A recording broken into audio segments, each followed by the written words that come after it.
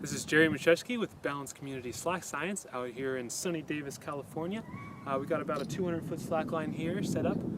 Today I want to go over how to detention lines like this and even bigger lines. This line is under quite a bit of tension, at least 1,000 pounds. And so releasing that tension off can often be the most dangerous part of the whole shebang. If you do it wrong, the rope can go flying through your brake and you can definitely injure yourself. So there's a few techniques you can use to limit the danger and make it a really smooth process. It's super easy. I'll show you right now how to do it. The first thing you're going to want to do is, if you have any backups in place, like if you tie your tail off to your anchor, you're going to want to remove that, because if you start detensioning and this is still hooked up, it's going to start to apply tension to this, and you're not going to be able to derig your line. You'll have to apply more tension to it to take this off. So remove all backups before beginning detensioning. Do that, undo the knot. And you also should have a knot in your tail coming from the brake, just like I have here. Remove that as well and take off the tail. Okay, so now we are ready to detension. But I should mention here that what we want to do, the main goal with this method, is to add friction behind the brake. Because if I just start detensioning right here, just holding onto this tail, there is quite a bit of force coming off this tail once I open that cam and the brake.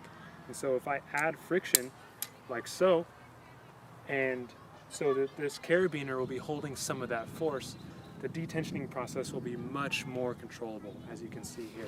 So what I usually do is I take a carabiner that I have with my multiplier already, and this is the carabiner I use to tie off my backups, and just run the tail from your brake through that carabiner and hold it away from the tensioning anchor.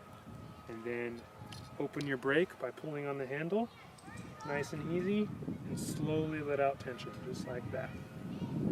And it's very controllable. As you can see here, with even over 1,000 pounds, I can super easily let off tension. And it'll get to a point where adding friction is no longer necessary. So you can unclip that and hold it still away from the brake and just continue to let off tension. Super, super easy. Just like that. And then it'll get to a point where you can hold tension on this strand coming to the brake. And what you're going to do then is just remove the brake. Just like so. While holding tension on this strand. And remove the rope from your brake. And now you can hand over hand the tension off. Super easy. Now, provided you do use those techniques, detensioning can be very controllable and a very easy process.